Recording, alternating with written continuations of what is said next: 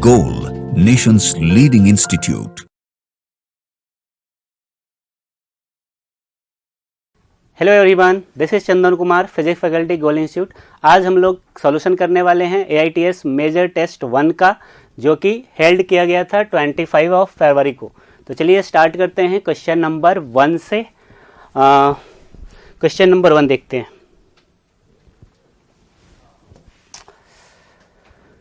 Question number 1 के अंदर है, in the circuit given below the AC source has a voltage 30 cos omega t with omega equal to 4000 radian per second, the amplitude of current will be. इसमें क्या पूछा है आपसे? Amplitude of current पूछा जा रहा है। ओमेगा दे रखा है, ओमेगा कितना है तो चलो नोट कर लेते हैं। ओमेगा दे रखा है बच्चे 4000 रेडियन पर सेकेंड। ठीक है, अब यहाँ पे सर्किट देख सकते हैं। यहाँ पे एक इंडक्टर है और इंडक्टर का रेजिस्टेंस भी है, और यहाँ पे एक रेजिस्टेंस है, इंडक्टर बनाया हुआ है लेकिन इंडक्टेंस दे नहीं रखा है उसका, तो रेजिस्टेंस ही होगा, तो इसको रेजिस्टेंस ले लीजिए। और एक कैपेसिटर है। तो सबसे पहले तो हम लोग इसका इंडक्टिव रिएक्टेंस निकाल लेते हैं इंडक्टर का। तो इंडक्टर का निकालेंगे तो ओमेगा इंटू एल हो जाएगा, और ओमेगा है 4000 और एल है बच्चे 10 मिली हेनरी। तो 10 इंटू 10 टू द पावर -3, तो ये हो जाएगा 40 ओम। कितना हो जाएगा? 40 ओम। इसी तरीके से हम लोग कैपेसिटर का भी रिएक्टेंस कैलकुलेट कर लेते हैं। तो हो जाएगा XC, और XC होता है 1/ओमेगा C, है ना। तो चलिए 1/ओमेगा, ओमेगा लिखेंगे तो हो जाएगा 4000 एंड C हो जाएगा 6.25 इंटू 10 टू द पावर -6। कितना हो जाएगा? -6। अब इसको सॉल्व कर लेते हैं। अब इसको जब सॉल्व करेंगे तो हो जाएगा, ऊपर बच जाएगा 1000, 3 से 3 गया, 3 ऊपर गया तो 1000 हो गया, और 4 इंटू 6.25 ये हो जाएगा 25। कितना हो जाएगा? 25, और ये भी आएगा 40 ओम। तो आप यहाँ पे देख रहे हैं कि XL और XC दोनों बराबर है। अगर XL और XC बराबर हो जाता है तो रेजोनेंस कंडीशन हो जाता है बच्चे, है ना।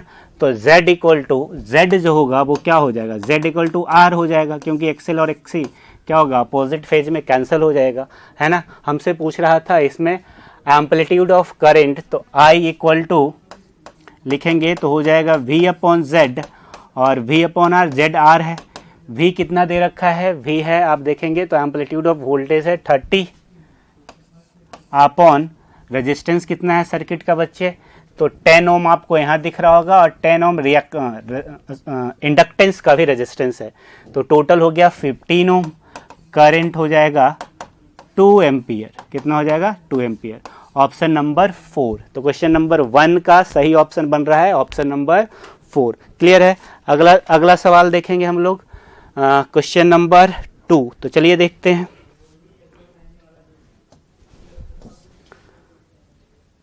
The width of the depletion region in a PN junction diode, width का क्या होता है depletion region का?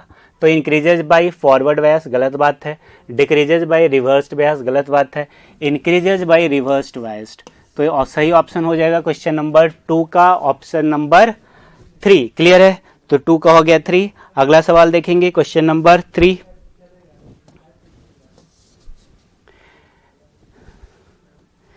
In a nuclear reactor, moderator slow down the neutron which comes out in a fission process. The moderator used to have a light nuclei. Heavy nuclei will not serve the purpose because elastic collision of neutron with heavy nuclei will not slow them down. यही सही option है। आप theory का part है तो आपको याद रखना पड़ेगा। तो सही है। क्वेश्चन नंबर 3 का ऑप्शन नंबर हो गया 1। आगे देखेंगे question number 4। A circular conducting loop is placed in a uniform magnetic field, B दे रखा है 80 मिली Tesla, perpendicular to plane of loop. The loop is allowed to shrink in a radius at a rate of 7.5 millimeter per second. When radius is 5 centimeter, what is the value of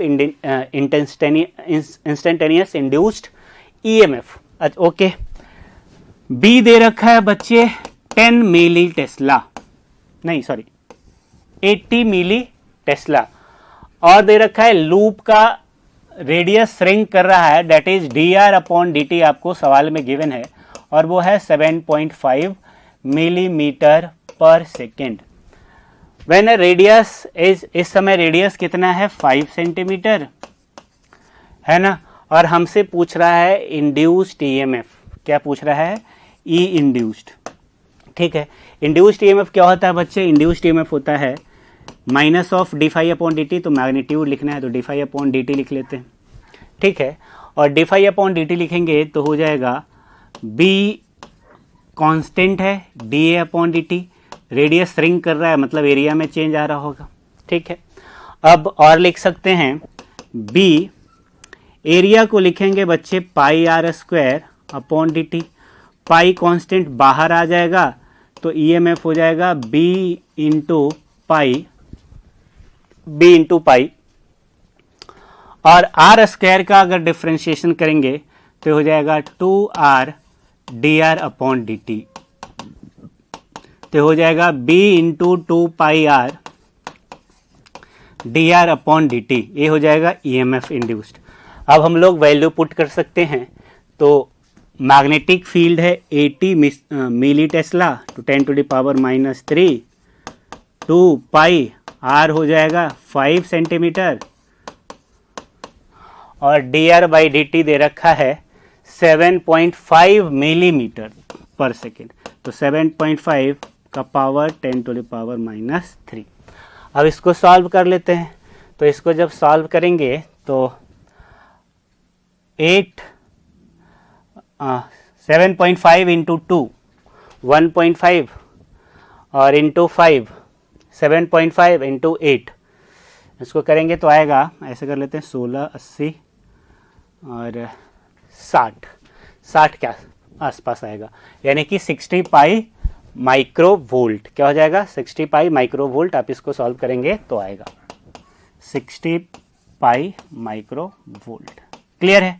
तो सही option कौन बन रहा है sir? बच्चे, question number 4 का सही option बन रहा है ऑप्शन नंबर 2। क्लियर है? अगला सवाल देखेंगे क्वेश्चन नंबर 5। समझ में आ गया होगा आपको, आगे देखते हैं।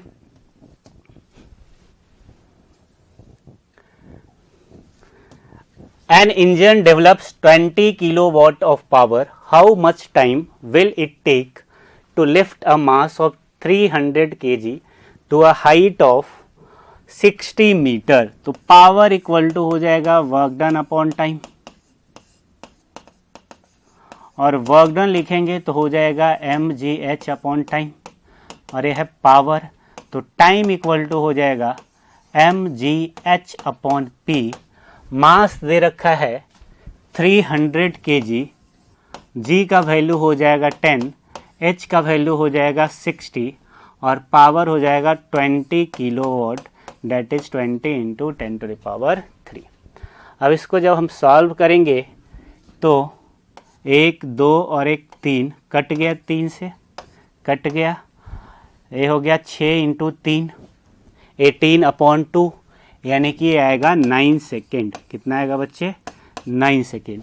तो सही ऑप्शन हो जाएगा क्वेश्चन नंबर 5 का ऑप्शन नंबर 1 9 सेकेंड। क्लियर है? किसी तरह का कोई समस्या नहीं होना चाहिए। अगला सवाल देखेंगे क्वेश्चन नंबर 6। चलिए, इन फोटो इलेक्ट्रिक इफेक्ट स्टेटमेंट्स हैं, है ना, और इसमें से देखना है कौन कौन सा स्टेटमेंट यहाँ पे करेक्ट है। The photo current is proportional to intensity of incident radiation. सही बात है, सही स्टेटमेंट है। फोटो करंट डिपेंड करता है इंटेंसिटी पे। ठीक है। Maximum kinetic energy with which photo electrons are emitted depends on intensity. Intensity से कोई मतलब नहीं उसका, मैक्सिमम काइनेटिक एनर्जी का, गलत है, of incident light. Next, maximum kinetic energy with which photo electrons are emitted depends on the frequency of incident light. सही है। Next, the emission of photo electrons requires a minimum threshold intensity, नहीं, minimum threshold frequency, है ना, तो गलत है। तो सही ऑप्शन है A एंड C, और A एंड C है 4th ऑप्शन। तो क्वेश्चन नंबर 6 का करेक्ट ऑप्शन हो जाएगा ऑप्शन नंबर 4। क्लियर है? आगे करेंगे हम लोग क्वेश्चन नंबर 7। तो चलिए देखते हैं क्वेश्चन नंबर 7 को। A 96 ohm galvanometer is shunted by a resistance of 4 ohm. The percentage of the total current which passes through galvanometer, देखिए galvanometer है और इसको शंट कर दिया गया एक रेजिस्टेंस से, है ना। गैल्वेनोमीटर का रेजिस्टेंस है 96 और शंट का रेजिस्टेंस है 4 ओम। ये है मेन करंट I और ये है करंट IG, है ना। और IG जो होता है बच्चे हम लोग जानते हैं, हम लोगों ने सवाल सॉल्व किया है, IG हो जाता है RS अपॉन, इसमें करंट लिखना है तो दूसरा वाला रेजिस्टेंस और दोनों का सम और इनटू मेन करंट I, है ना। और IG अपॉन अगर I लिखोगे तो आएगा RS upon RS plus RG। अब देखो ध्यान से पढ़ो क्या बोल रहा है, the percentage of total current which pass through the galvanometer, मतलब IG अपॉन I इंटू 100 हमसे पूछा जा रहा है। सॉल्व कर लेंगे। RS का वैल्यू 4 और RS प्लस RG 96 प्लस 4 और इंटू 100 कितना आया 4%, कितना आया 4%। तो 7 का सही ऑप्शन क्या बनेगा, ऑप्शन नंबर 2। क्लियर है। चलिए अगला सवाल देखेंगे हम लोग। Question number 8। Two planet A and B of ADI R and 2.5 R have density rho and rho by 4 respectively. The ratio of acceleration due to gravity at the surface of B to A, B to A पूछ रहा है। ठीक है, सबसे पहले तो हमें समझना पड़ेगा कि जो acceleration due to gravity G होता है वो होता है GM अपॉन R स्क्वायर, और अगर इसको आप लिखना चाहते हैं डेंसिटी के टर्म में तो हो जाएगा, मास को लिख देंगे volume into density upon R square, तो यहाँ से कट जाएगा और आप देखेंगे G प्रोपोर्शनल आएगा R के और इंटू रो के। ठीक है, अब यहाँ पे हमें इस सवाल में पूछ रहा है B अपॉन A यानी कि G2 अपॉन G1, तो हो जाएगा बच्चे R2 upon R1 into rho 2 upon rho 1।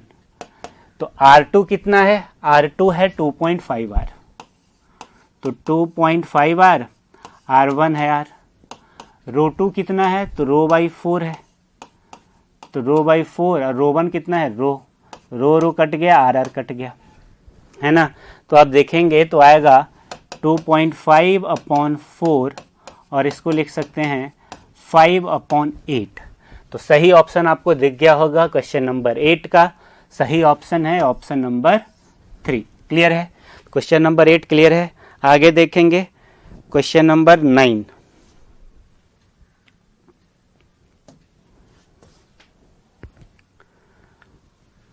Identify the correct statement from the following, इनमें से हमें करेक्ट स्टेटमेंट ढूंढना है।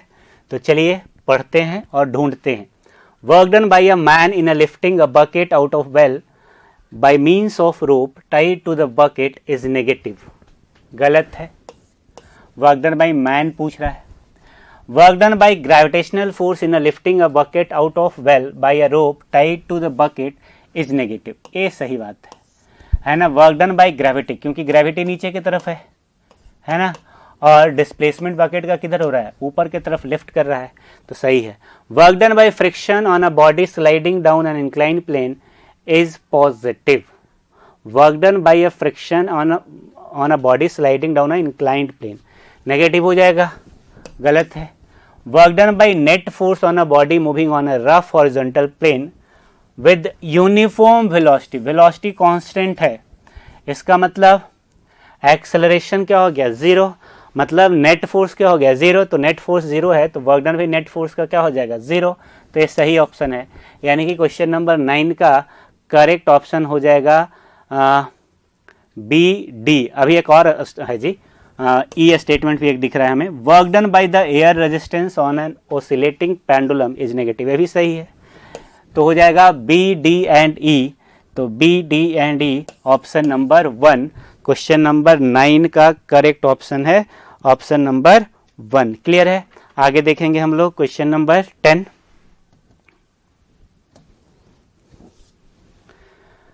Match the following thermodynamic processes taking place in a system with the correct condition in the table। Delta Q क्या है यहाँ पे? Heat supply, delta W है work done and delta U is the change in internal energy of the system. Clear है? अब इसमें आपको क्या करना है? मैच करना है। तो एडिवेटिक प्रोसेस, एडिवेटिक प्रोसेस का मतलब डेल्टा क्यू 0 तो बी हो गया। आइसोथर्मल प्रोसेस डेल्टा यू 0 तो डी हो गया। आइसोकोरिक प्रोसेस, आइसोकोरिक प्रोसेस में वर्क डन 0 हो जाता है तो डेल्टा डब्ल्यू 0 है मतलब ए हो गया। अब ऐसे ही सी बच गया है। आइसोबैरिक प्रोसेस, इसमें कुछ भी 0 नहीं होता है तो ये हो गया सी। तो बी, डी, ए, सी सही ऑप्शन हम लोग देखते हैं, बी, डी, ए, सी ऑप्शन नंबर 4। क्लियर है? तो क्वेश्चन नंबर 10 का सही ऑप्शन बन रहा है ऑप्शन नंबर 4। क्लियर है बच्चों? आगे देखते हैं question number 11। Starting from the origin, a body oscillates simple harmonically with a period of 4 seconds. After what time will its kinetic energy becomes 50% of total energy? तो kinetic energy SHM के अंदर क्या होता है? काइनेटिक एनर्जी SHM के अंदर होता है half M omega square A square cos square omega T. होता है ना? क्या हो जाता है? Half M omega square A square cos square omega T, है ना। और टोटल एनर्जी अगर आप लिखेंगे तो हो जाता है वही half M omega square A square, है ना। क्या हो जाता है? Half M omega square A square. तो आप यहाँ पे देखेंगे तो ये टोटल एनर्जी ही है। क्या है? टोटल एनर्जी है। तो हमसे क्या पूछ रहा है कि काइनेटिक एनर्जी क्या हो जाएगा? Total energy into cos square omega T, है ना। टोटल एनर्जी को इस तरफ कर लेते हैं तो kinetic energy upon total energy हो गया कॉस स्क्वायर ओमेगा टी। और यहाँ सवाल में बोला जा रहा है it's kinetic energy becomes 50% of total energy, मतलब काइनेटिक एनर्जी अब टोटल एनर्जी 1/2 हो गया। ये हो गया cos square omega T. Clear है? अब यहाँ से हम लोग कॉस ओमेगा टी लिख सकते हैं। कॉस ओमेगा टी कितना आ जाएगा जी? कॉस ओमेगा टी आ जाएगा 1/√2, ओमेगा टी हो जाएगा π/4, टी इक्वल टू हो जाएगा π/4 ओमेगा। तो π/4 और ओमेगा हो जाएगा 2π/t। टाइम पीरियड है 4 सेकेंड तो ओमेगा को लिख देंगे 2π/4। 4 से 4 कट गया, पाई से पाई कट गया, कितना आया? 1/2 सेकेंड। क्या है आंसर जी? 1/2 सेकेंड। सही ऑप्शन हो जाएगा ऑप्शन नंबर 3। क्या हो जाएगा? Option number 3। क्लियर है बच्चों? किसी तरह का कोई प्रॉब्लम नहीं। अगला सवाल देखेंगे क्वेश्चन नंबर 12। ठीक है, तो चलिए देखते हैं question number 12। Given below are 2 statement, statement based सवाल है। 2 स्टेटमेंट है, हमें बताना है कि इनमें से कौन सा ट्रू है और कौन सा फॉल्स है। तो पहला स्टेटमेंट देखते हैं।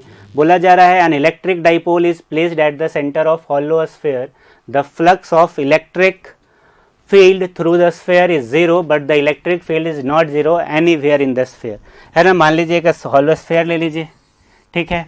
हॉलो स्फीयर ले लिया और इसके अंदर अगर डाइपोल रख दोगे तो डाइपोल रखोगे तो नेट चार्ज डाइपोल का क्या हो जाएगा? 0। तो फ्लक्स तो इससे 0 होगा, सही बात है, कोई दिक्कत नहीं है। क्लियर है?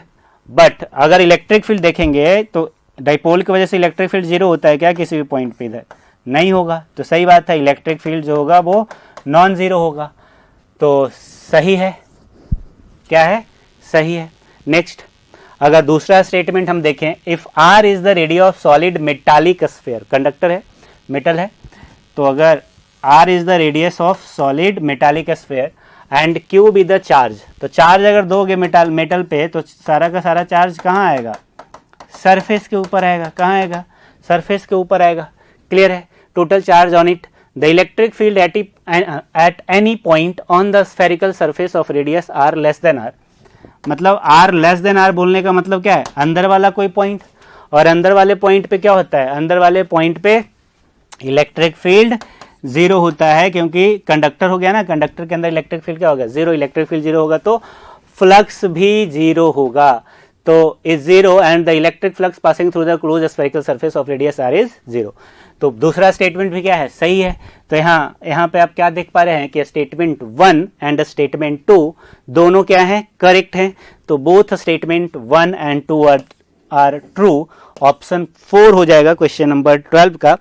आगे देखते हैं question number 13।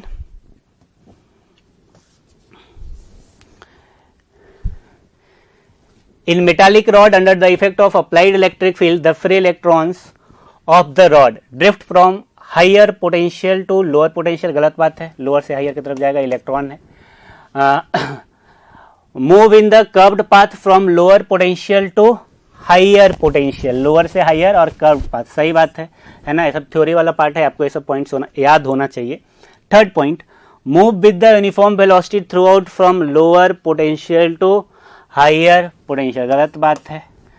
Move in the straight line, गलत बात है। क्लियर है, तो सही ऑप्शन हो जाएगा क्वेश्चन नंबर 13 का ऑप्शन नंबर 2। क्लियर है बच्चों, कोई प्रॉब्लम नहीं रहा होगा। आगे देखते हैं question number 14।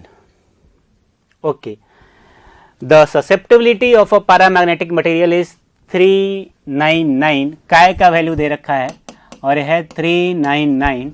The permeability of material is, permeability पूछ रहा है तो सबसे पहले तो म्यू आर लिख लेते हैं। तो म्यू आर हो जाता है काय प्लस 1, तो 399 प्लस 1 400 हो जाएगा। हमसे परमिएबिलिटी म्यू पूछ रहा है तो mu equal to mu R into mu naught हो जाएगा। म्यू आर हो गया 400, म्यू नॉट हो गया 4 pi into 10 to the power -7, तो हो गया 1600 इंटू 10 टू द पावर -7 और 1600 pi into 10 to the power -5, क्या हो जाएगा 16 pi into 10 to the power -5। सही ऑप्शन है ऑप्शन नंबर 1। तो क्वेश्चन नंबर 14 का करेक्ट ऑप्शन हो जाएगा ऑप्शन नंबर 1। अगला सवाल देखेंगे बच्चे, क्वेश्चन नंबर 15। चलिए, the equivalent capacitance of the combination shown. यहाँ पे इक्विवेलेंट पूछ रहा है। यहाँ पे आप देखोगे ध्यान से, यहाँ पे बैटरी लगा हुआ है ना, तो ये सारे कैपेसिटर सेम पोटेंशियल के बीच में कनेक्टेड हैं, तो ये सारे यूजलेस हो जाएंगे, शॉर्ट है ना, क्योंकि ये पूरा का पूरा वायर है ना बच्चे, तो क्या होगा, सारा कैंसिल हो जाएगा, तो यूजलेस है। तो ये दो 2C और 2C क्या होंगे, ये दोनों पैरेलल में हो जाएंगे, और जब ये पैरेलल में हो जाएंगे तो पैरेलल में क्या होता है, C इक्विवेलेंट, पैरेलल में C1 प्लस C2, तो 2C प्लस 2C कितना हो जाएगा 4C। तो 15 का सही ऑप्शन बनेगा ऑप्शन नंबर 4, कितना 4C। क्लियर है, तो क्वेश्चन नंबर 15 का हो गया ऑप्शन नंबर 4C। अगला सवाल देखेंगे question number 16। Okay, in Young's double slit experiment light of 600 nanometer is used to produce an interference pattern when the distance between the slits is 0.03 millimeter. The angular width of the fringe formed on the distance screen is close to। Clear है, यहाँ पे क्या बोला जा रहा है, wavelength दे रखा है लैम्डा, कितना 600 नैनोमीटर, और इंटरफेरेंस पैटर्न बना रहा है ना, और distance between slit that is small D दे रखा है 0.03। Angular width of the fringe formed on the distance screen is close to omega. Omega होता है बच्चे बीटा अपॉन डी, और ये होता है लैम्डा अपॉन डी। ठीक है, तो लैम्डा अपॉन डी लिखेंगे तो ये हो गया 600 नैनोमीटर है ना, तो 600 इंटू 10 टू द पावर -9, और ये 0.03 mm है, तो इसको 3 लिख सकते हैं, और ये हो जाएगा 10 टू द पावर -5। क्लियर है, तो ये 6/3 2 हो गया, अब पावर बच गया -2। -2 होने का मतलब है कि 0.02 आया। ओमेगा। हमसे पूछ रहा है क्या, the distance screen is close to, when the distance between the slit is 0.03 the angular width of the fringe formed. अच्छा, एंगुलर विड्थ ही पूछ रहा है, यही आंसर है, लेकिन यहाँ पे ऑप्शन डिग्री में दे रखा है ना। हमारे पास जो आंसर आया अभी रेडियन में, रेडियन को डिग्री में कैसे बदलते हैं, तो रेडियन में डिग्री को बदलने के रेडियन को डिग्री में बदलने के लिए 180 अपॉन पाई से मल्टीप्लाई करना पड़ेगा, और ऐसा जब करेंगे तो ये हो जाएगा 3.6 अपॉन 3.14। क्या हो जाएगा, 3.6 अपॉन 3.14। सॉल्व करेंगे तो ये देखने के लग रहा है कि ऑलमोस्ट आएगा 1.15 डिग्री। क्या आ जाएगा बच्चे, 1.15 डिग्री। क्वेश्चन नंबर 16 का करेक्ट ऑप्शन हो जाएगा ऑप्शन नंबर 4। क्लियर है, किसी तरह का कोई प्रॉब्लम नहीं होगा। चलिए आगे देखते हैं question number 17। Question number 17, the energy of an electromagnetic wave content in a small volume oscillates with. हमसे पूछ रहा है इलेक्ट्रोमैग्नेटिक वेव, तो इलेक्ट्रोमैग्नेटिक वेव के अंदर एनर्जी का इक्वेशन अगर आप लिखेंगे तो अब आपको समझ में आएगा क्या होता है, हाफ एप्सिलॉन नॉट, है ना, E square sine square omega T minus K X. क्या हो जाता है एनर्जी का इक्वेशन, अगर इलेक्ट्रिक फील्ड में अगर एनर्जी का लिखोगे तो half epsilon not E square sine square omega T minus K x. Clear है बच्चे, किसी तरह का कोई प्रॉब्लम नहीं होना चाहिए। अब यहाँ पे आप देख सकते हैं, है ना, यहाँ पे आप क्या देख सकते हैं, sign square omega T minus K x है। इसको अगर थोड़ा सा चेंज करके लिखूँ मैं तो half epsilon not E square, इसको लिख सकता हूँ 1 minus cos 2 omega T minus K x upon 2, है ना, और ये हो जाएगा 1/4 epsilon not E square 1 minus cos 2 omega T minus K x, है ना। अब एसएचएम का इक्वेशन है ना, तो अब आपको दिख रहा होगा ये ओसिलेट कर रहा है विद फ्रीक्वेंसी 2 ओमेगा, है ना, एसएचएम का। और जो इलेक्ट्रिक फील्ड का ओसिलेशन है उसका फ्रीक्वेंसी क्या है, ओमेगा। इलेक्ट्रिक फील्ड का इक्वेशन लिखेंगे तो हो जाएगा E nought sine, electric field का इक्वेशन लिखेंगे तो क्या आएगा, E nought sine omega T minus K X. तो यहाँ पे जो इलेक्ट्रिक फील्ड का फ्रीक्वेंसी है वो क्या है, ओमेगा। यहाँ पे आपको एनर्जी का फ्रीक्वेंसी डबल दिख रहा है with respect to the electric field, तो क्या हो गया, double the frequency of the wave. सही ऑप्शन हो जाएगा 17 का ऑप्शन नंबर 2। क्लियर है। अब इसको मैंने कैसे लिखा है, हो सकता है आपको कंफ्यूजन हो, तो आपको फॉर्मूला बता देता हूं। हाँ, साइन स्क्वायर थीटा को लिख सकते हैं 1 माइनस कॉस 2 थीटा बाई 2। तो यही चीज अप्लाई किया गया है, साइन स्क्वायर थीटा को मैंने लिखा है 1 minus cos 2 theta upon 2। Clear है, तो आपको दिख गया होगा। चलिए आगे देखेंगे question number 18।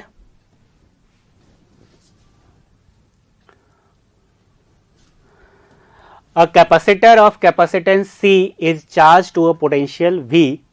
The flux of the electric field through a closed surface enclosing the positive plate of the capacitor is.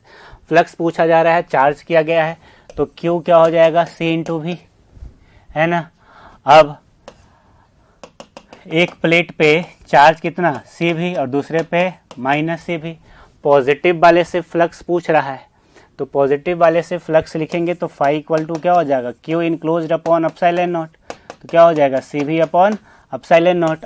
18 का सही ऑप्शन हो जाएगा ऑप्शन नंबर 1। क्लियर है, किसी तरह का कोई प्रॉब्लम नहीं होना चाहिए। अगला सवाल देखेंगे क्वेश्चन नंबर 19। तो चलिए 19 नंबर देखते हैं। 19 नंबर,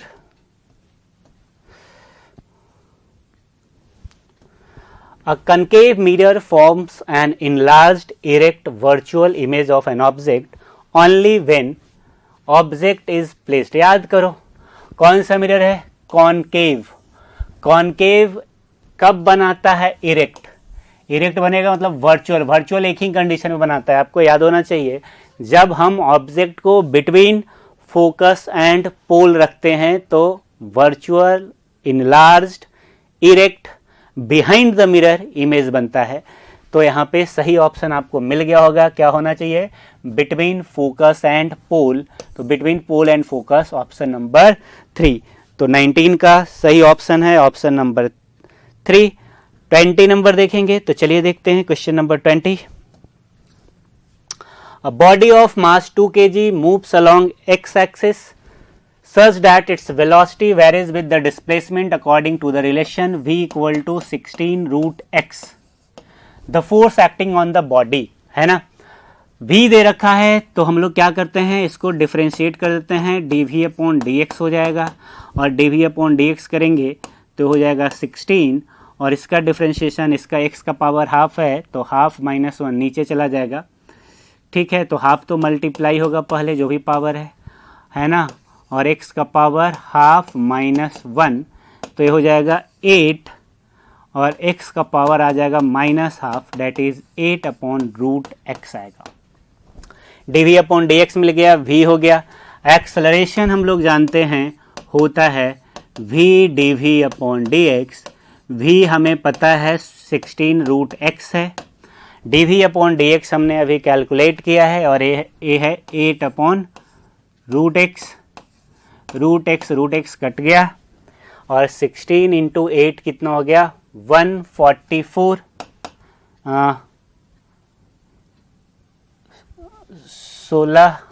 144 नहीं होगा जी, 16 इंटू हो जाएगा 48, 8 4 12 28, 128। ये तो एक्सेलरेशन आ गया मीटर पर सेकेंड स्क्वायर। हमसे क्या पूछ रहा है, force acting on the body. तो फोर्स इक्वल टू क्या हो जाएगा, mass into acceleration.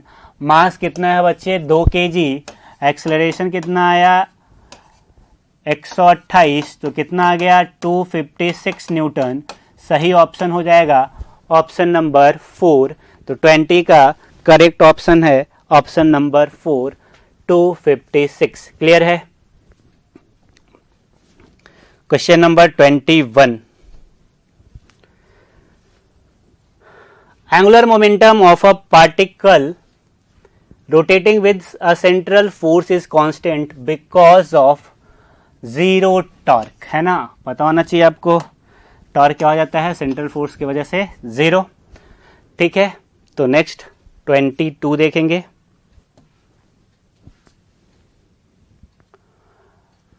Two polaroid P1 and P2 are placed with their axis perpendicular to each other.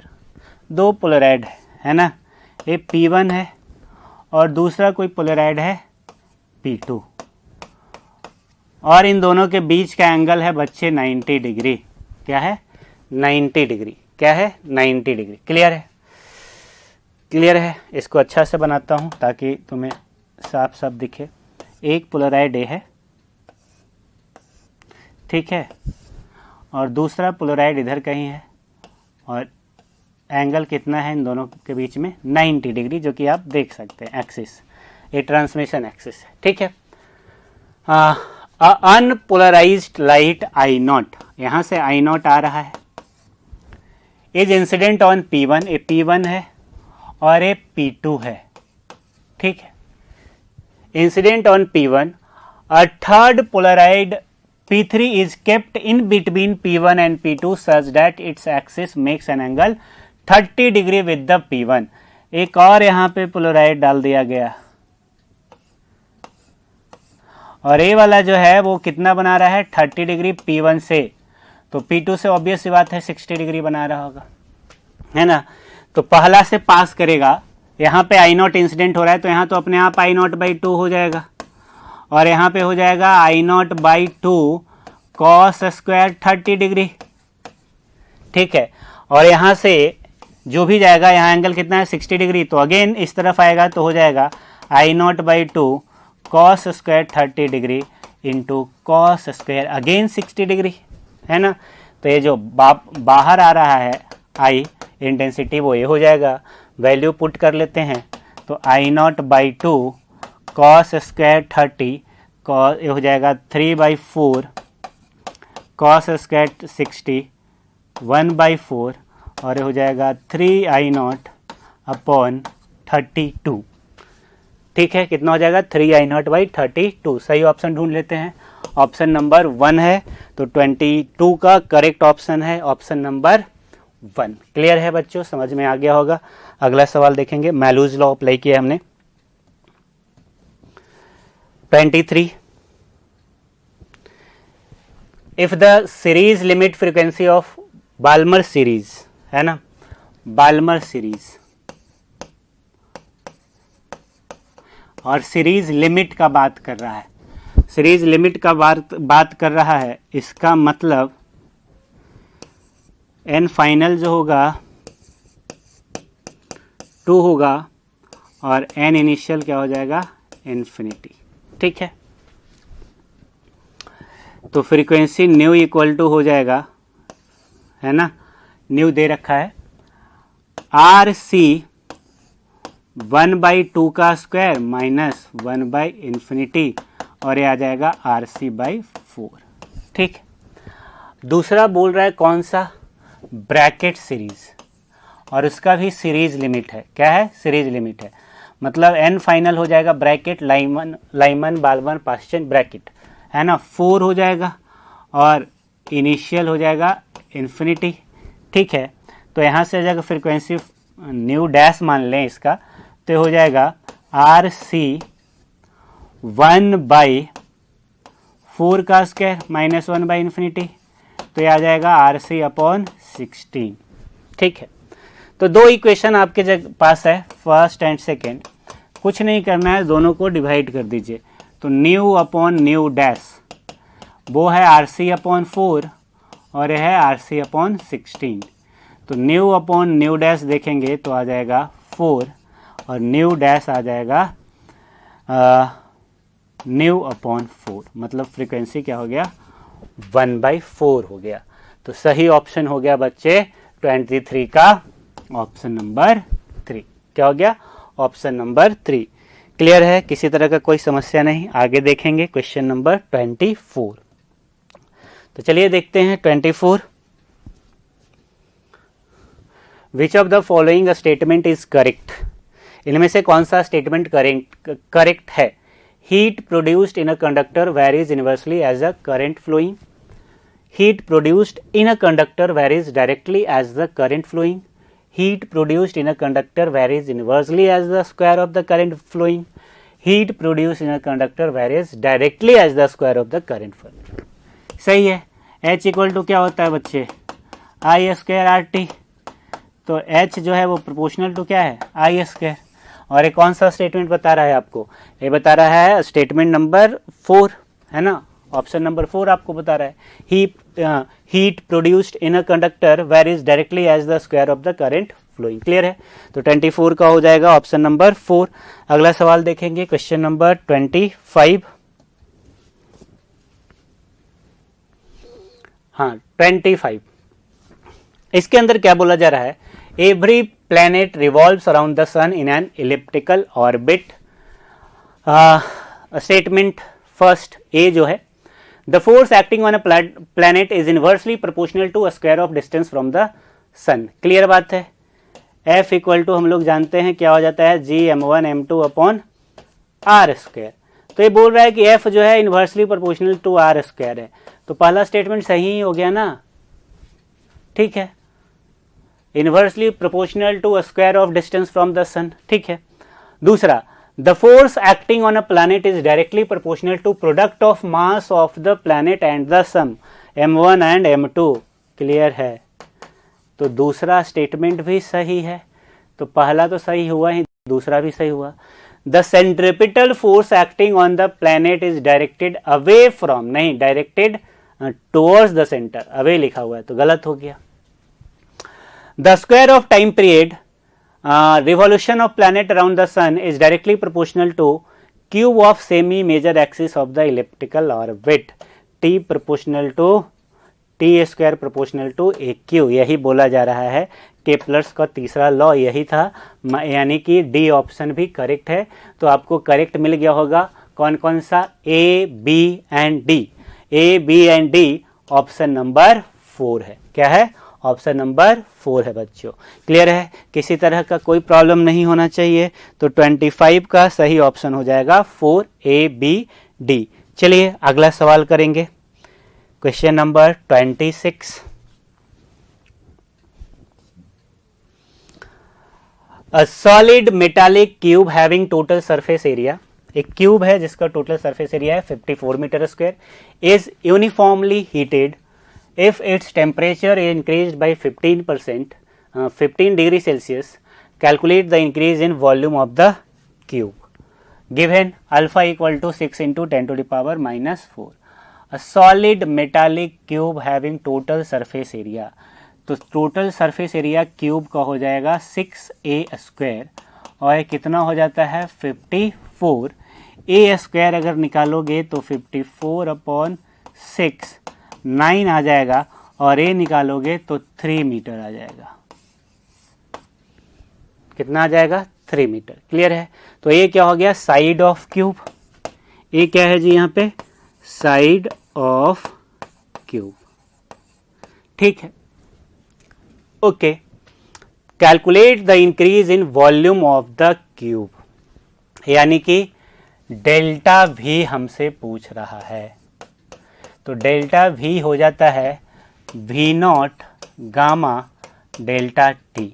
तो सबसे पहले तो वी नॉट लिख लेते हैं वॉल्यूम, तो वी नॉट हो जाएगा एक क्यू, है ना। वी अगर लिखेंगे तो एक क्यू, यानी कि 3 इंटू 3 इंटू 3 27 मीटर क्यूब। तो वी नॉट हो गया 27, और गामा का वैल्यू, गामा नहीं दे रखा है यहाँ पे, अल्फा दे रखा है। तो गामा हो जाता है बच्चे 3 अल्फा, तो 3 इंटू अल्फा लिख लेते हैं, तो 6 into 10 to the power minus 4, और इंटू डेल्टा टी लिख लेते हैं तो 15। अब इसको सॉल्व कर लीजिए, है ना। तो हो जाएगा 15 into 6 90, 27 into 27 10 to the power minus 4, ये आ जाएगा। ठीक है, अब इसको अगर आप आगे सॉल्व करेंगे तो 2.7 इंटू 2.7, 2.7 7.29 है ना। और देखो 3 आगे ले गया है, 10 to the power minus 1 metre cube है। सेंटीमीटर क्यू में लिखेंगे तो 7.29 10 to the power minus 1, 10 to the power minus 6 लिखेंगे तो आएगा 7.29 into 10 to the power minus 6 नहीं, मीटर क्यू को प्लस 6, तो 5 आ जाएगा। 7.29 into 10 to the power 5 centimetre cube. Clear है ना। तो सही ऑप्शन बन रहा है बच्चे ऑप्शन नंबर 2, 26 का हो जाएगा ऑप्शन नंबर 2, है ना। यहाँ पे बच्चे सब कुछ मीटर क्यू में था, है ना। मैंने पहले कैलकुलेट कर लिया डेल्टा भी, और मीटर क्यू 1 मीटर क्यू होता है 10 to the power 6 centimetre cube, तो मैंने 10 to the power plus 6 put कर दिया, सॉल्व कर दिया, आ गया। क्लियर है, तो चलिए आगे देखते हैं question number 27। Monochromatic light is incident at a certain angle of an equilateral triangle prism and suffer deviation, minimum deviation. If the refractive index of the material of the prism is √2, then angle of minimum deviation is, है ना। क्या क्या given है देखिए,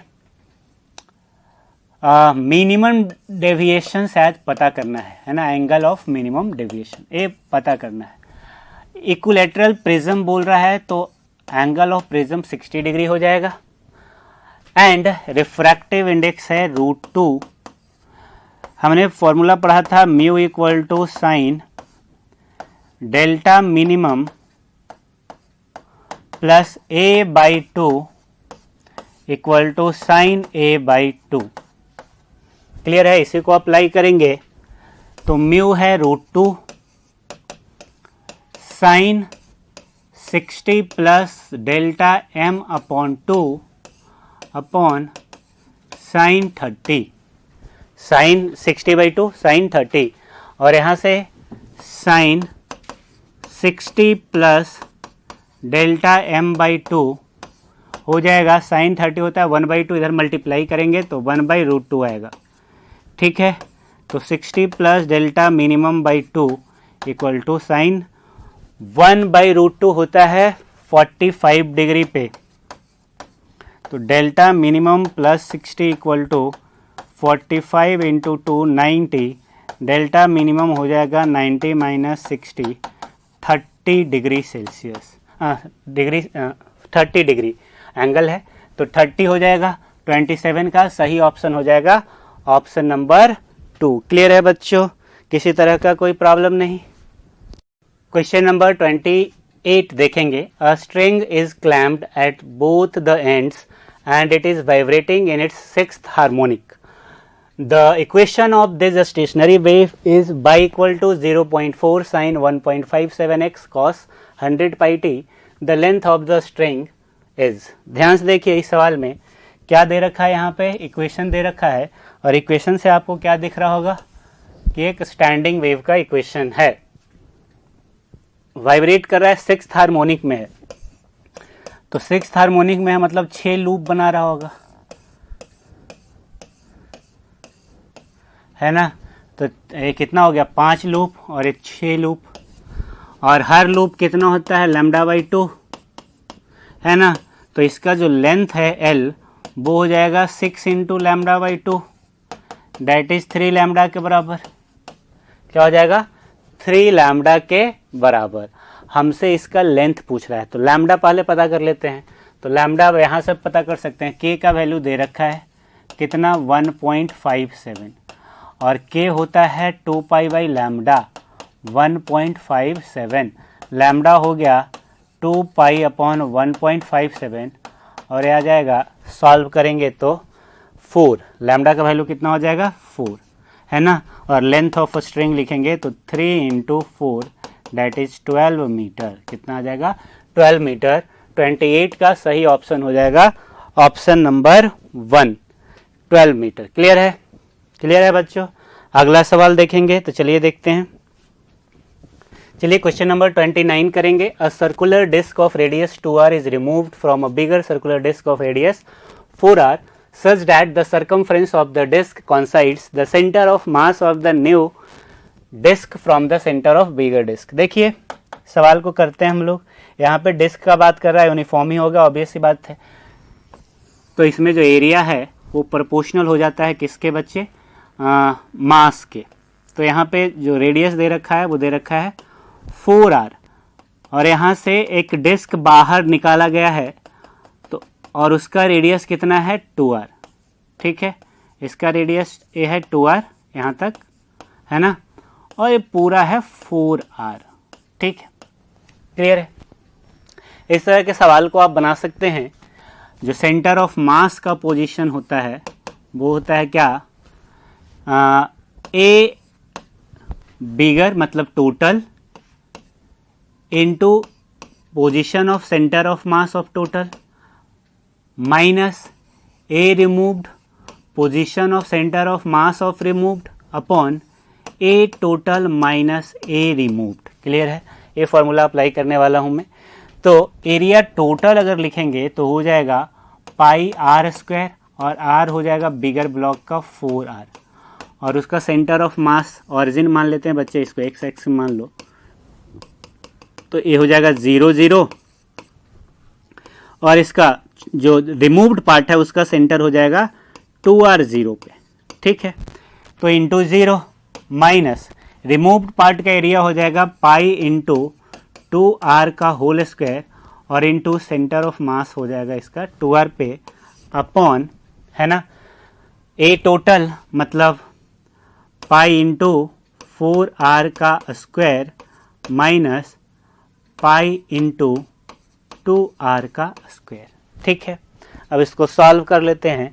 तो इस तरफ आ जाएगा 4 2 8 माइनस में 8 पाई आर स्क्वायर, कितना आ जाएगा 8 पाई आर स्क्वायर, और इंटू आर मतलब क्यूब में आ जाएगा, आर लिख देता हूँ साइड में क्योंकि वो बच जाएगा, इसलिए। और यहाँ पे हो जाएगा 16 pi r square minus 4 pi r square, minus 4 pi r square मतलब 12 पाई आर स्क्वायर। तो पाई आर स्क्वायर गया और इसको आप लिख सकते हैं -2r/3।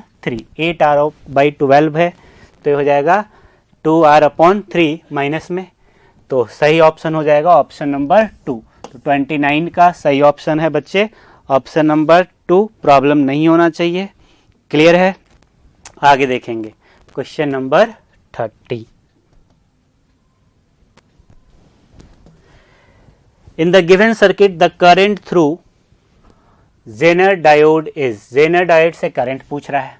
चलो जेनर डायोड के अक्रॉस जो वोल्टेज है वो 12 वोल्ट है, तो यहाँ भी वोल्टेज कितना हो जाएगा 12 वोल्ट, और इधर कितना हो जाएगा बच्चे, इतना हो जाएगा, इस तरफ हो जाएगा 6 वोल्ट, क्योंकि टोटल कितना है 18 वोल्ट है ना।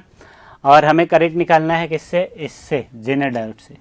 ठीक है, तो इसमें करंट लिख लेते हैं, ये हो जाएगा I1 और इधर हो जाएगा मान लो I2, और इस तरफ जो जेनर डायोड से करंट हो जाएगा वो हो जाएगा I1 माइनस I2।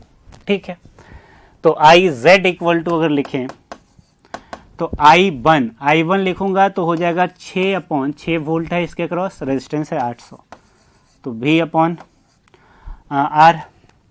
माइनस इधर जो करंट गया तो इधर 12 वोल्ट है और रेजिस्टेंस है 2400 ओम, तो 12/2400।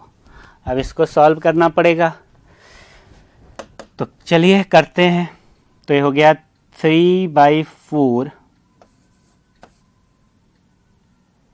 30/4 मिली एम्पियर, इसको लिखेंगे माइनस, मिली कर दिया, माइनस ये हो जाएगा 12/24 है ना, तो ये हो गया 5 मिली एम्पियर, तो 30/4 ये हो जाएगा 7.5 milli ampere minus 5 milli ampere, यानी कि 2.5 मिली एम्पियर। सही ऑप्शन आ रहा है बच्चे ऑप्शन नंबर 3।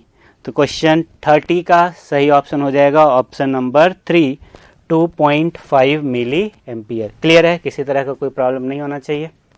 चलिए आगे देखते हैं question number 31। A long straight wire of radius A carries a steady current I. The current is uniformly distributed over its cross section. The ratio of magnetic field B1 and B2 at radial distance A/4 and 4A respectively from the axis. इस तरह के सवाल में आपको क्या करना पड़ेगा, आपको अप्लाई करना पड़ेगा B.dl। तो B.dl इक्वल टू लिखेंगे तो हो जाएगा μ0 टाइम I इनक्लोज्ड है ना। पहले हमें A/4 पे पूछ रहा है, ये पूरा वायर का क्रॉस सेक्शन है और इससे करंट फ्लो कर रहा है I है ना। कितना है इसका क्रॉस सेक्शन है जी, तो इसका क्रॉस सेक्शन है πA², तो πA² में करंट है I, तो यूनिट में हो जाएगा I/πA² है ना।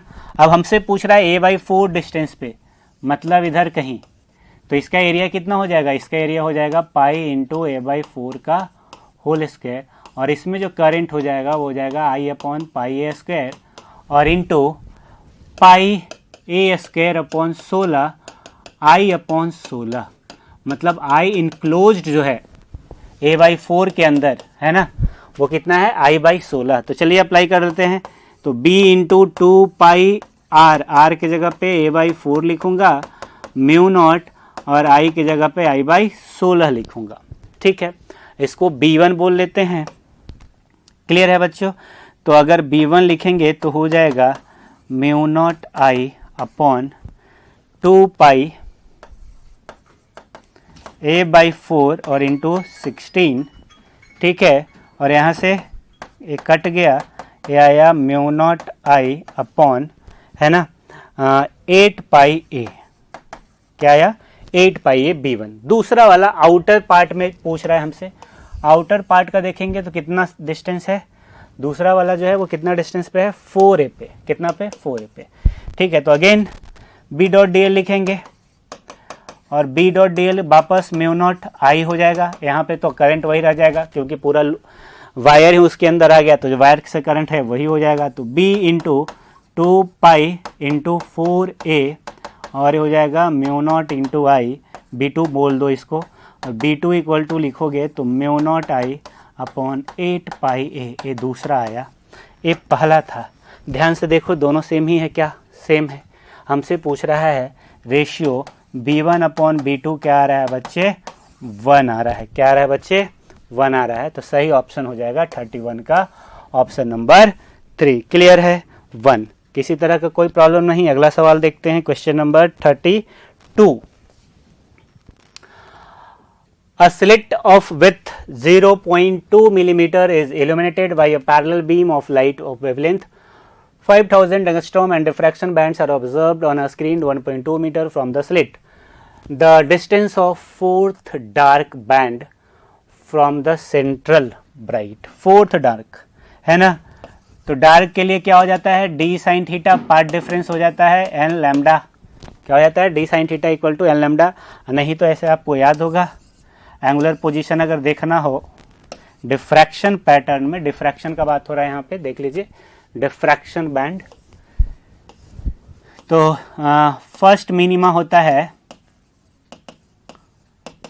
Theta equal to lambda by a पे, दूसरा मिनिमा 2 लैम्डा बाई ए पे, और फोर्थ डार्क हो जाएगा कहाँ पे? 4 लैम्डा बाई ए पे, where a is the width of slit होता है। तो 4 लैम्डा बाई ए हो जाएगा। हमसे पूछ रहा है distance of fourth dark from the central bright, ये बाई पूछ रहा है, ठीक है ना।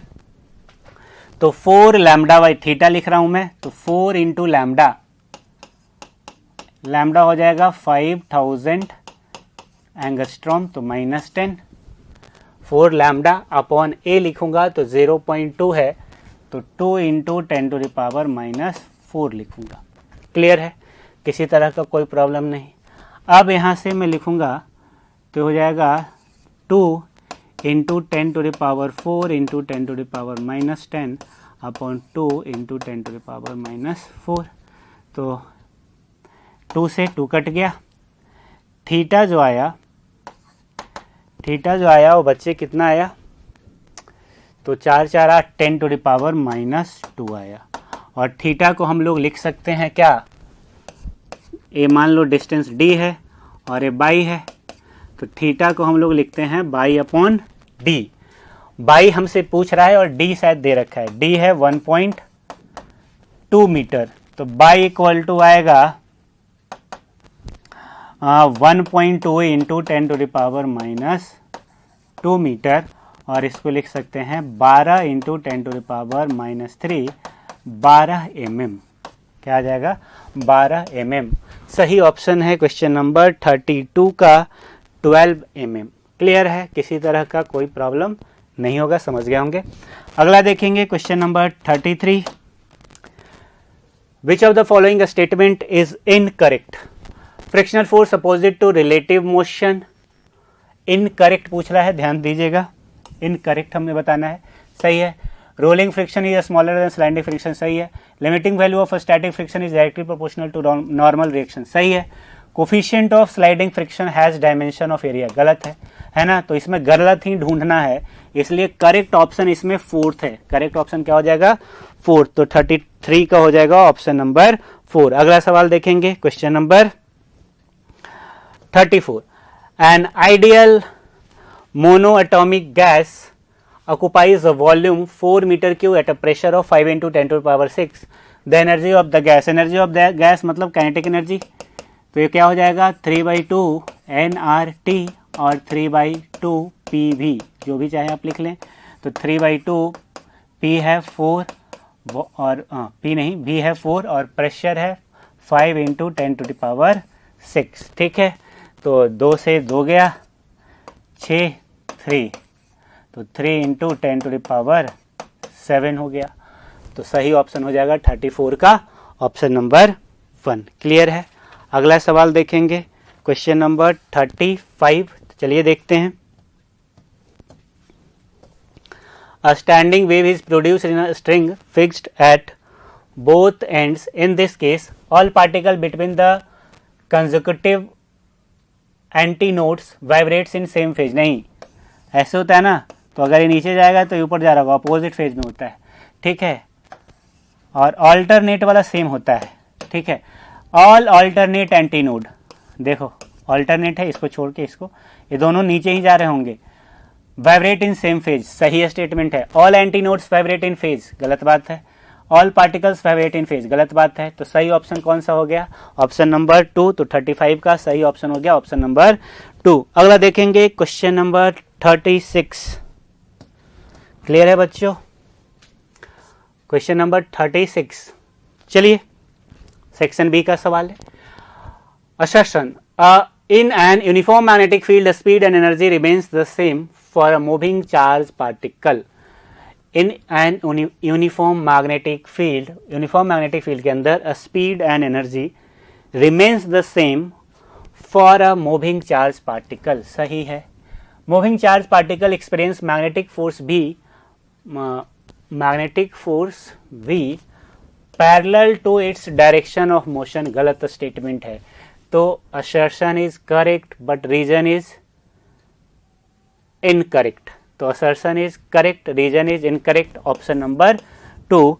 36 का सही ऑप्शन है ऑप्शन नंबर 2। आगे देखेंगे, क्लियर है बच्चों? 37, each of the 3 parallel wires A, B and C are carrying current I in the direction shown in figure. The wire V will, क्या होगा? ध्यान से देखो, अगर सेम डायरेक्शन में करंट फ्लो करता है तो क्या होता है आपको पता है? सेम डायरेक्शन में अगर करंट फ्लो करेगा तो अट्रैक्शन होगा, अपोजिट डायरेक्शन में होगा तो रिपल्शन होगा। तो यहाँ अपोजिट है तो इन दोनों के बीच में रिपल्शन हो रहा होगा, और यहाँ पे क्या है? सेम डायरेक्शन में करंट है तो अट्रैक्शन हो रहा होगा। तो नेट फोर्स आप देखिए दोनों के वजह से, ये वाला वायर इधर लगा रहा है और ये वाला वायर भी अपनी तरफ लगा रहा है, तो नेट फोर्स इधर हो गया, मतलब wire B will move towards right, है ना? तो किधर जाएगा? राइट की तरफ। तो 37 का सही ऑप्शन हो जाएगा ऑप्शन नंबर 1। अगला सवाल देखेंगे question number 38। A particles moves in a circular path with decreasing speed. Choose the correct statement. एक पार्टिकल है जो कि सर्कुलर मोशन कर रहा है। क्या कर रहा है? सर्कुलर मोशन, लेकिन उसका जो वेलोसिटी है वो घट रहा है। तो वेलोसिटी घट रहा है मतलब टेंजेंशियल एक्सेलरेशन है वेलोसिटी के अपोजिट में, है ना? ठीक है। और सेंट्रीपिटल एक्सेलरेशन तो होगा ही सेंटर की तरफ, इसमें कोई तो डाउट है ही नहीं, है ना? तो हमेशा होता है। तो acceleration A is towards the centre, गलत बात है ना? एक्सेलरेशन इधर आएगा ना बेटा, इधर आएगा, देखिए, है ना? तो गलत है। Angular momentum remains constant. Angular momentum constant कैसे रहेगा? जब वेलोसिटी चेंज हो रहा है, तो गलत है। The direction of angular momentum remains constant, हाँ, जब तक वेलोसिटी का डायरेक्शन चेंज नहीं होता है वो कांस्टेंट रहेगा, सही है। Particle move in a spiral path with decreasing radius, गलत बात है। तो 38 का सही ऑप्शन हो जाएगा ऑप्शन नंबर 3। क्लियर है? किसी तरह का कोई प्रॉब्लम नहीं होना चाहिए। आगे देखेंगे हम लोग, चलिए आगे देखते हैं क्वेश्चन नंबर 39। क्लियर है? तो 39 देखेंगे।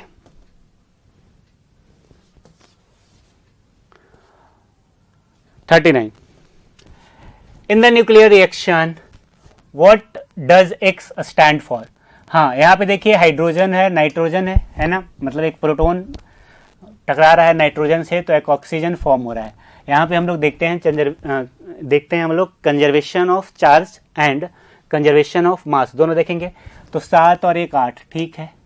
17 और 1 18 होना चाहिए, 17 ही है। तो चार्ज तो ठीक है, नंबर ऑफ प्रोटॉन सेम है, 7 + 1 8 8, ठीक है।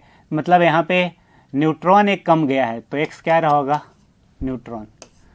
सही ऑप्शन 2। तो 39 का सही ऑप्शन क्या हो जाएगा बच्चे? 2। क्लियर है?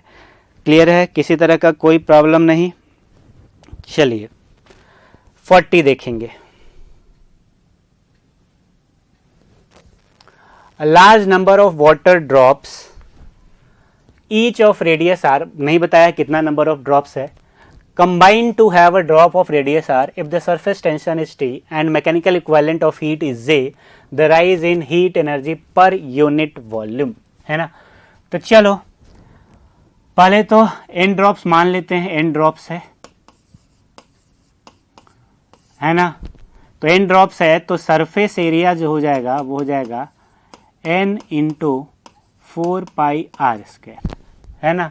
बाद में सिंगल ड्रॉप बना है और उसका रेडियस क्या है, जब बिग ड्रॉप बन गया तो उसका सरफेस एरिया बाद में हो जाएगा 4πr²। क्लियर है। अब इसका सरफेस एनर्जी अगर लिखेंगे, है ना, तो हो जाएगा n into 4πr² into T, और इसका सरफेस एनर्जी लिखेंगे तो हो जाएगा 4πr² इंटू टी। क्लियर है, यहाँ तक कोई दिक्कत नहीं है। अब वॉल्यूम तो दोनों का सेम ही होगा बच्चे, इसमें कोई प्रॉब्लम दिक्कत नहीं है। मतलब कि इसका वॉल्यूम लिख लूँ तो इसका वॉल्यूम लिखूंगा तो क्या हो जाएगा, इसका वॉल्यूम हो जाएगा 4/3πr³ और उसका लिखूंगा तो हो जाएगा n 4/3πr³। तो ये सेम ही रहना है ना। तो E1 अब क्योंकि वॉल्यूम दोनों का सेम ही है तो n इंटू 4πr² अपॉन हो जाएगा 4/3πr³। तो 4π कट जाएगा, 4π कट जाएगा, है ना, और r² कट जाएगा, r कट जाएगा, तो यहाँ से बच जाएगा और n तो है ही, n कट जाएगा, तो यहाँ से बच जाएगा 3 ऊपर जाएगा 3t अपॉन r। क्या बच जाएगा 3t अपॉन r। और यहाँ पे भी अगर लिखोगे E2 अपॉन v पर यूनिट वॉल्यूम जो एनर्जी है वो कितना हो जाएगा 4πr²t अपॉन 4/3π कैपिटल R³। तो यहाँ से भी 4π 4π और r² से r, तो यहाँ से बचेगा 3t अपॉन r। ठीक है। अब energy released per unit volume लिखेंगे। Energy released per unit volume, क्योंकि पर यूनिट वॉल्यूम ही लिखना है, आप ऊपर पढ़ेंगे तो आपको समझ में आएगा, पर यूनिट वॉल्यूम। ठीक है। तो इन दोनों को पर यूनिट वॉल्यूम दोनों का लिख लिया, E1 माइनस E2 कर देते हैं, तो ये हो जाएगा 3t/r माइनस 3t/r। ठीक है। अब इसको द राइज इन हीट, तो rise in heat delta Q लिखेंगे कैलोरी में, तो 3t J mechanical equivalent of heat से डिवाइड कर देंगे, है ना, जे से डिवाइड कर देंगे तो कैलोरी में मिल जाएगा। तो यही आंसर है। क्लियर है। 3t/j 1/r माइनस 1/r सही ऑप्शन है, ऑप्शन नंबर 1। 40 का हो जाएगा ऑप्शन नंबर 1। किसी तरह का कोई दिक्कत नहीं, ऑप्शन मैच करवाना था बेसिकली। ठीक है। आगे देखते हैं 41। क्वेश्चन नंबर 41 देखेंगे बच्चों। A battery of 6 volt is connected to a resistor dissipating 2.5 watt of power. If the terminal voltage of the battery is 4.5 volt, the power dissipated within internal resistance is। देखिए ध्यान से, बोल रहा है कि एक रेजिस्टेंस है और एक बैटरी से कनेक्टेड है ना, और इससे जो पावर डिसिपेट कर रहा है वो है 2.5 वोल्ट। इसके टर्मिनल के अक्रॉस जो वोल्टेज है वो है 4.5 वोल्ट और बैटरी है 6 वोल्ट का। ठीक है। यानी कि V दे रखा है, V है 4.5, E है 6, है ना, और हम लोग जानते हैं V इक्वल टू होता है E माइनस IR। तो IR हम लोग लिख सकते हैं, हो जाएगा V minus E minus V, और 6 माइनस 4.5 IR हो गया 1.5। ठीक है, 1.5 वोल्ट। क्लियर है। ओके। अब करंट अगर हम लोग निकाल लें तो हमारा काम बन जाएगा। ठीक है। पावर, यहाँ पे वोल्टेज बेटा वही होगा जो बैटरी के अक्रॉस होगा, तो बैटरी के अक्रॉस है 4.5, तो हम लोग जानते हैं पावर हो जाता है V²/R, R हो जाता है V²/P, और V है 4.5 का स्क्वायर, P हो जाएगा 2.5, ये हो गया R। क्लियर है। और इसके अक्रॉस पावर अगर और लिखें तो I²R भी लिख सकते हैं, तो वो भी 2.5 ही होगा। ठीक है। और I हो जाएगा 2.5 अपॉन R, तो 2.5 अपॉन R लिखेंगे तो हो जाएगा 4.5 का स्क्वायर और इंटू 2.5 ऊपर, और इधर है आई स्क्वायर। ठीक, आई स्क्वायर आएगा 2.5 अपॉन आई आ जाएगा, आई स्क्वायर है वो दो, यहाँ पे देखिए दोनों मल्टीप्लाई हो रहा है, यहाँ पे 4.5 का स्क्वायर है तो यहाँ से 2.5, यहाँ से 4.5। ठीक है, अब इसको सॉल्व करेंगे तो आएगा 5/9। ध्यान से देखिए, हमें क्या कैलकुलेट करना है, power dissipated with in internal resistance. तो इंटरनल रेजिस्टेंस से जब लिखना है तो हो जाएगा आई स्क्वायर आर, तो इसको लिख सकते हैं आई आर और इंटू आई, यही हो जाएगा ना। आई आर पहले ही लिख चुके हैं हम लोग 1.5, और आई अभी कैलकुलेट किया 5/9। ठीक है, अब इसको सॉल्व कर लेते हैं, और इसको सॉल्व करेंगे तो आएगा 0.83 वॉट, है ना। 1.5 इंटू 5 आ जाएगा 7.5 अपॉन 9, 0.83। ऑप्शन 3 41 का सही ऑप्शन हो जाएगा, ऑप्शन नंबर 3। क्लियर है। अगला सवाल देखेंगे, question number 42। Two isolated metallic sphere of radii r and 3r are charged such that both have same charge density। दो है, r है और एक दूसरा कितना है जी, 3r है। दोनों का चार्ज डेंसिटी सेम है, तो Q1 लिखेंगे तो हो जाएगा सिग्मा इंटू 4πr², और Q2 लिखेंगे तो हो जाएगा सिग्मा 4π r के जगह पे 3r का square, 36 sigma pi r square. हो गया ना, क्लियर है।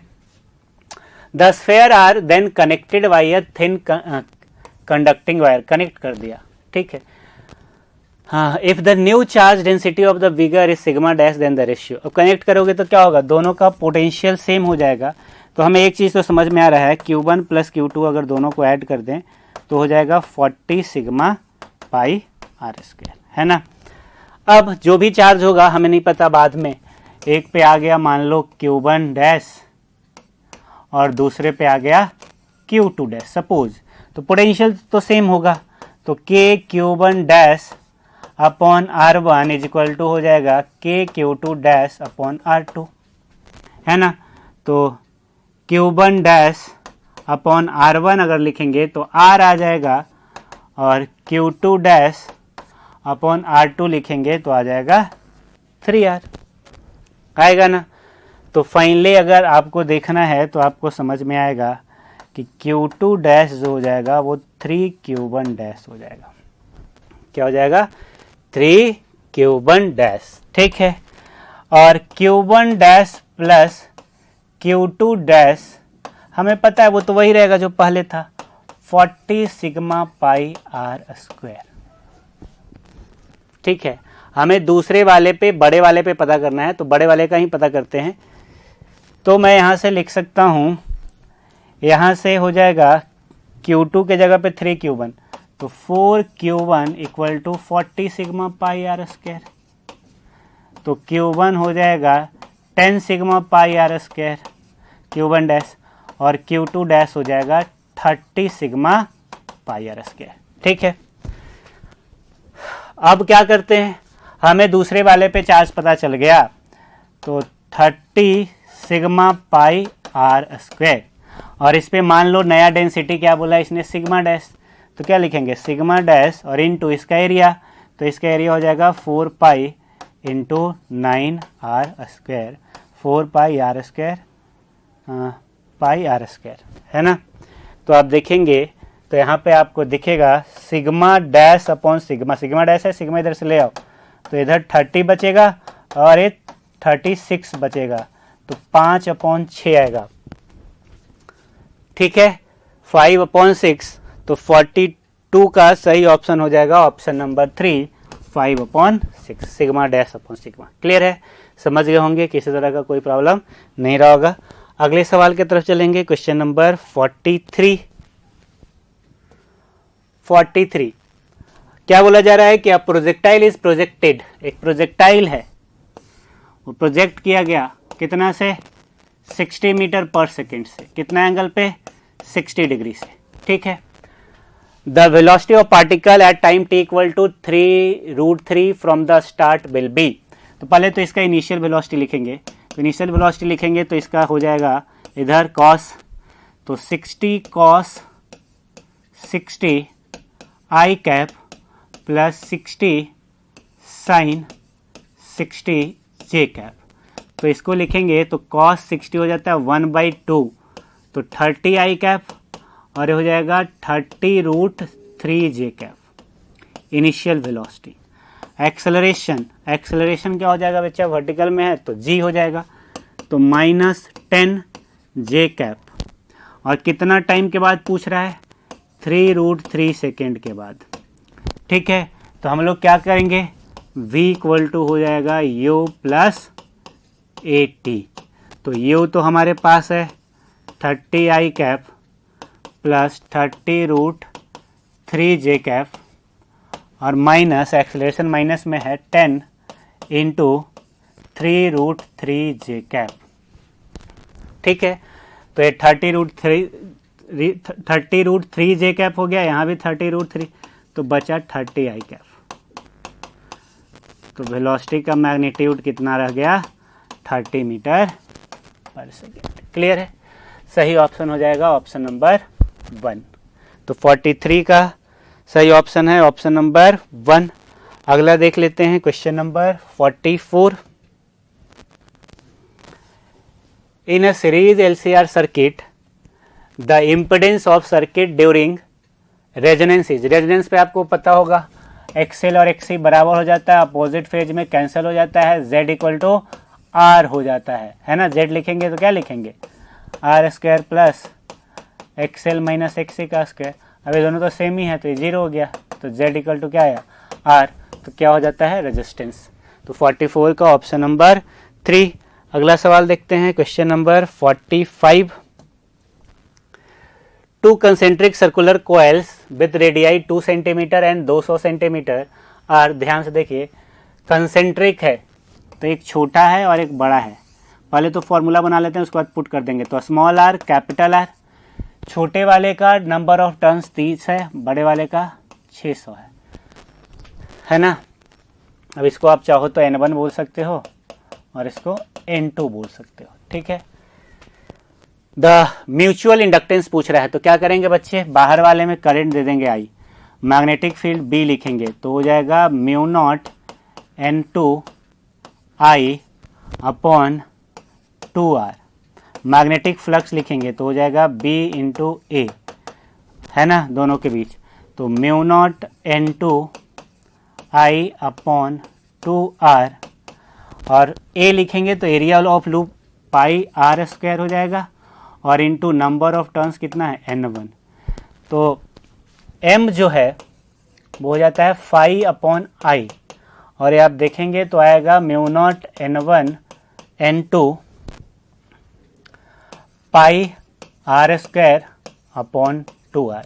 तो यहाँ से आप वैल्यू पुट कर सकते हैं, वैल्यू पुट करेंगे तो क्या हो जाएगा, 4 पाई इंटू 10⁻⁻7 N1 30 इंटू 600 पाई, तो पाई ही रह गया, R² 4 इंटू 10⁻⁻4 सेंटीमीटर में है, और 2R दूसरे का रेडियस है 200 सेंटीमीटर, मतलब 2 मीटर। तो 4 से 4 कट गया, पाई² हो गया, अब पाई² 10 हो जाएगा, तो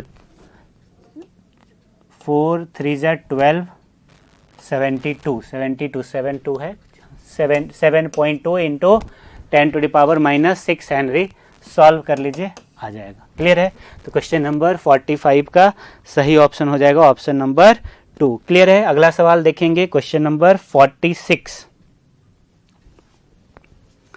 A small ball of mass m, density d is dropped in a viscous liquid of density rho.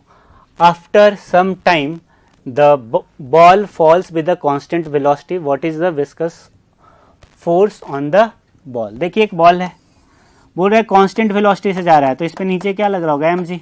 Constant velocity मतलब एक्सेलरेशन 0, अब ऊपर क्या लग रहा होगा, विस्कस फोर्स और बॉयंसी फोर्स, ये दोनों मिलके mg को बैलेंस किया होगा। तो Fb viscous plus buoyancy is equal to mg। हमसे विस्कस पूछ रहा है तो mg माइनस बॉयंसी, तो mg हो गया, बॉयंसी हो जाता है वॉल्यूम इनसाइड लिक्विड, तो वॉल्यूम लिखेंगे तो m upon mass upon density of body, तो डेंसिटी क्या है m upon d into density of into g. तो यहाँ से आप देखोगे तो mg 1 minus rho upon d, mg 1 minus rho upon D, सही ऑप्शन आ रहा है 46 का ऑप्शन नंबर 1। क्लियर है बच्चों? आगे देखते हैं क्वेश्चन नंबर 47 देखेंगे, तो चलिए देखते हैं। What percentage of kinetic energy of a moving particle is transferred to a stationary particle when it strikes the stationary particle 7 times its mass? क्या बोला जा रहा है कि एक पार्टिकल है जिसका मास m है, दूसरा एक पार्टिकल है जिसका मास 7m है और वो रेस्ट में तो ये जाके टकरा गया।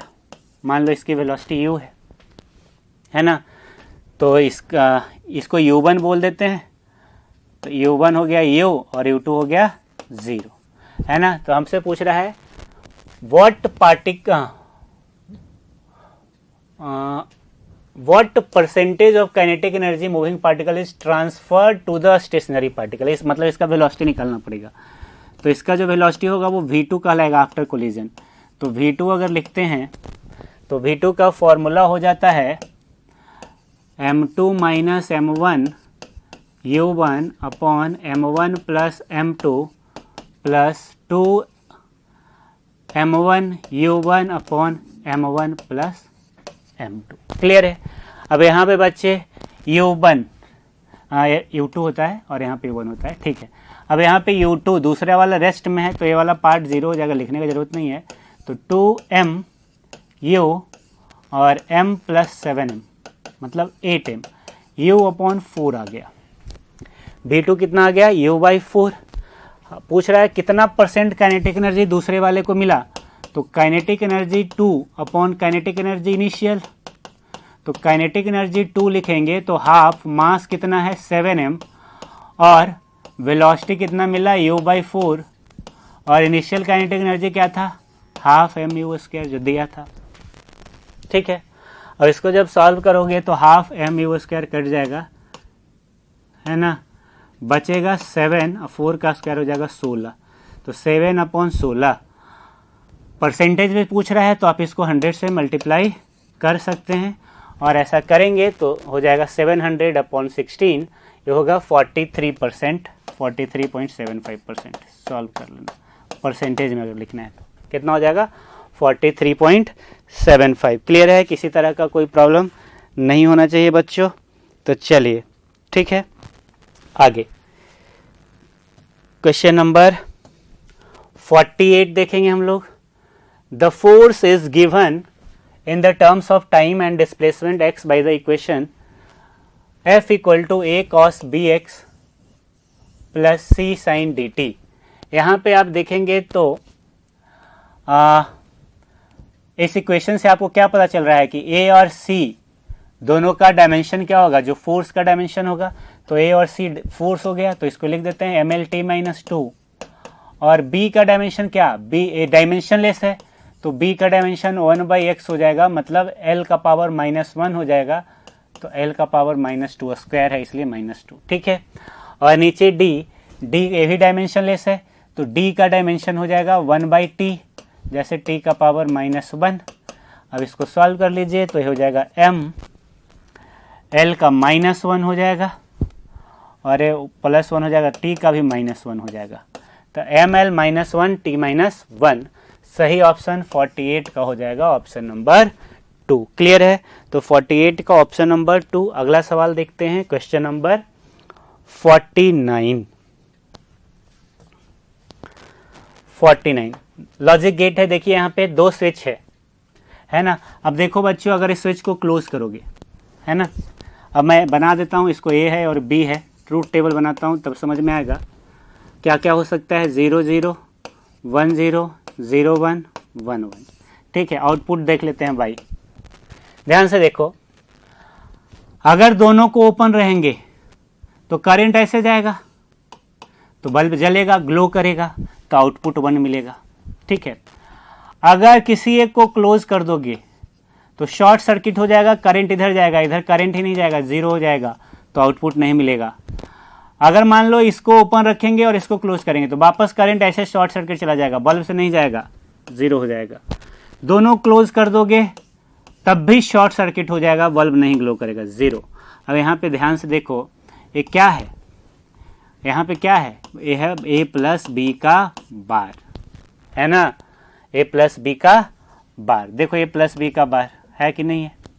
a प्लस बी कितना होता है जी, a प्लस बी लिख के देखो, a प्लस बी लिखते तो 0 आता, 1 आता, 1 आता, 1 आता, इसका उल्टा है ना, यानी कि कौन सा गेट है, नॉर गेट। तो 49 का 3। क्लियर है। अगला सवाल, लास्ट सवाल है, क्वेश्चन नंबर 50, देखते हैं हम लोग।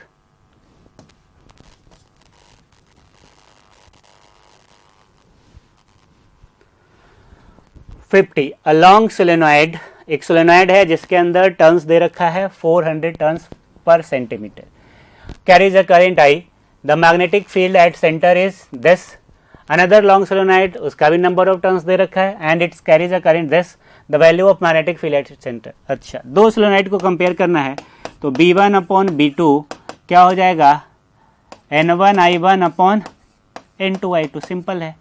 तो पहले वाले का मैग्नेटिक फील्ड है 12.56, दूसरे वाले का पूछ रहा है, पहले वाले का N1 दे रखा है 400 और करंट फ्लो कर रहा था I, दूसरे वाले में टर्न है 300 और करंट फ्लो कर रहा था I/4। ठीक है, तो ये कट गया, कट गया, I कट गया, तो B2 लिखोगे तो B2 हो जाएगा 12.56 इंटू 3 अपॉन 16, कितना हो जाएगा, अपॉन 16। अब इसको जब आप सॉल्व करोगे तो 3 9 अपॉन 4, 2 पॉइंट समथिंग आएगा, 2.36। ठीक है, सही ऑप्शन हो जाएगा बच्चे 2.36। क्लियर है, क्लियर है बच्चों। तो किसी तरह का कोई प्रॉब्लम नहीं होना चाहिए और इस तरीके से ऑप्शन नंबर 4 आएगा। क्लियर है, क्लियर है। चलिए, इस तरीके से हम लोगों ने पूरा सॉल्यूशन कंप्लीट कर लिया है। हमारे साथ जुड़े रहने के लिए बहुत बहुत धन्यवाद।